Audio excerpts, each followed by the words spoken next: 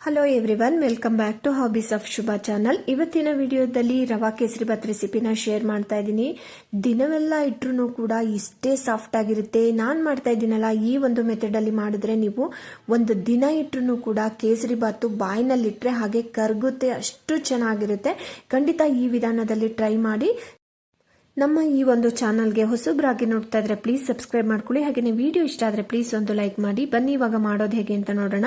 ಮೊದಲಿಗೆ ಸ್ಟವ್ ಮೇಲೆ ಒಂದು ಪಾತ್ರೆನ ಇಟ್ಟು ಅದಕ್ಕೆ 4 ಕಪ್ ಆಗುವಷ್ಟು ನೀರನ್ನ ಸೇರಿಸ್ಕೊಳ್ತಾ ಇದ್ದೀನಿ. ಅಂದ್ರೆ ಯಾವ ಕಪ್ಪಲ್ಲಿ ನಾವು ರವೆನ ತಗೊಂಡಿರ್ತೀವಿ ಅದೇ ಕಪ್ಪಲ್ಲಿ 4 ಕಪ್ ಆಗುವಷ್ಟು ನೀರನ್ನ ಕುದಿಲಿಕ್ಕೆ ಇಟ್ಕೋಬೇಕಾಗುತ್ತೆ. ಒಂದ್ ಸೈಡ್ ಅಲ್ಲಿ ನೀರು ಕುದೀತಾ ಇರಲಿ, ಅಷ್ಟರೊಳಗಡೆ ಬಾಂಡ್ಲಿಗೆ ನಾನಿಲ್ಲಿ 3/4 ಕಪ್ ಆಗುವಷ್ಟು ಅಡಿಗೆ ಎಣ್ಣೆನ ಹಾಕೊಳ್ತಾ ಇದ್ದೀನಿ. ಅಡಿಗೆ ಎಣ್ಣೆನ ಬಳಸೋದ್ರಿಂದ ಕೇಸರಿಬಾತ್ ತುಂಬಾನೇ ಸಾಫ್ಟ್ ಆಗಿ ಬರುತ್ತೆ. ನಿಮಗೆ ಅಡಿಗೆ ಎಣ್ಣೆ ಇಷ್ಟ ಇಲ್ಲ ಅಂತ ಹೇಳಿದ್ರೆ ತುಪ್ಪನೂ ಬಳಸಬಹುದು.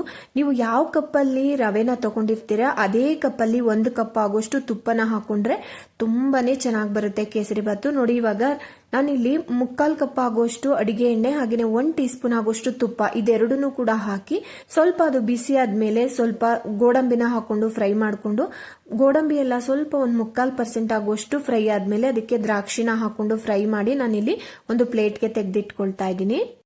ನೆಕ್ಸ್ಟ್ ಅದೇ ಒಂದು ತುಪ್ಪ ಹಾಗೆಯೇ ಎಣ್ಣೆಯ ಮಿಶ್ರಣಕ್ಕೆ ನಾನಿಲ್ಲಿ 1 ಕಪ್ ಆಗುವಷ್ಟು ಚಿರೋಟಿ ರವೆನ ಹಾಕೊಂಡಿದ್ದೀನಿ. ಇದನ್ನ ಬಾಂಬೆ ರವೆ ಅಂತ ಕೂಡ ಅಂತಾರೆ.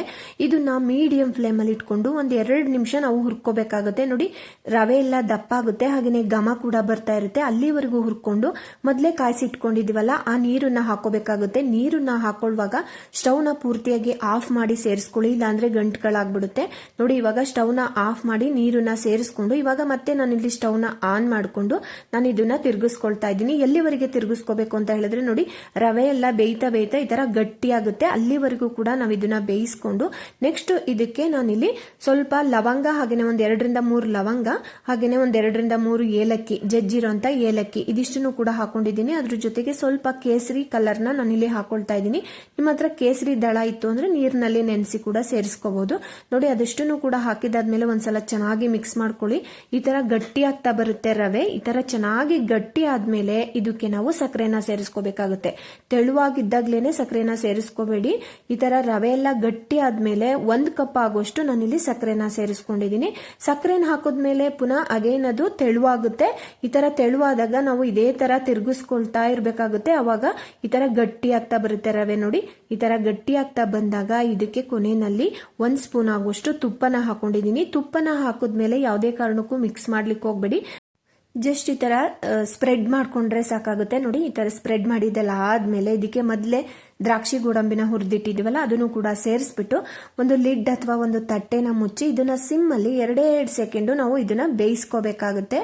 ನೋಡಿ, ಇವಾಗ 2 ಸೆಕೆಂಡ್ ಬೇಯಿಸಿದ್ದು ಕೂಡ ಆಗಿದೆ. ನೋಡಿ, ಇವಾಗ ನೋಡ್ತಿದ್ದೀರಲ್ಲ ಎಷ್ಟು ಚೆನ್ನಾಗಾಗಿದೆ ಅಂದ್ರೆ ಬಾಯಿನಲ್ಲಿ ಇಟ್ರೆ ಹಾಗೇನೆ ಅಗ್ಯೋದೇ ಬೇಡ, ಗಂಟ್ಲಲ್ಲಿ ಹಾಗೇನೆ ಜಾರುತ್ತೆ, ಎಷ್ಟು ಚೆನ್ನಾಗಿರುತ್ತೆ.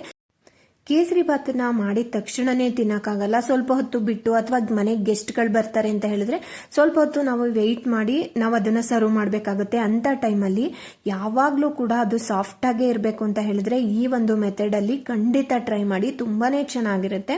ನಾನು ಕೂಡ ಪ್ರತಿ ಸಲ ಮಾಡಿದಾಗ್ಲೂ ಇದೇ ಒಂದು ಮೆಥಡ್ ಅಲ್ಲೇನೆ ಮಾಡೋದು. ಇನ್ ಕೇಸ್ ನಾವು ಎಣ್ಣೆನ ಜಾಸ್ತಿ ಯೂಸ್ ಮಾಡಲ್ಲ ಅಂತ ಅನ್ನೋರು 1/2 ಕಪ್ ಆಗುವಷ್ಟು ಎಣ್ಣೆ ತಗೊಂಡು 1-2-3 ಸ್ಪೂನ್ ಆಗುವಷ್ಟು ತುಪ್ಪ ಕೂಡ ಹಾಕೊಂಡು ಎರಡನ್ನು ಮಿಕ್ಸ್ ಮಾಡು ಕೂಡ ನೀವು ರವೆನ ಹುರಿದು ಮಾಡ್ಕೋಬಹುದು.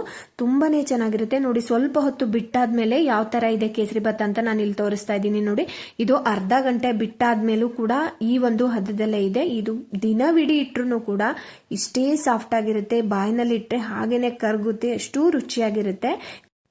ಖಂಡಿತ ನೀವು ಕೂಡ ಟ್ರೈ ಮಾಡಿ, ತುಂಬಾನೇ ಚೆನ್ನಾಗಿ ಬರುತ್ತೆ. ಯಾವುದೇ ಕಾರಣದಿಂದಲೂ ಕೂಡ ಫೇಲ್ ಆಗಲ್ಲ. ನಿಮಗೆ ಎಣ್ಣೆ ಬೇಡ ಅಂದವರು ತುಪ್ಪನೂ ಕೂಡ ಇದೇ ಒಂದು ಮೆಥಡ್ ಅಲ್ಲಿ ಹಾಕೊಂಡು ಮಾಡ್ಕೋಬಹುದು.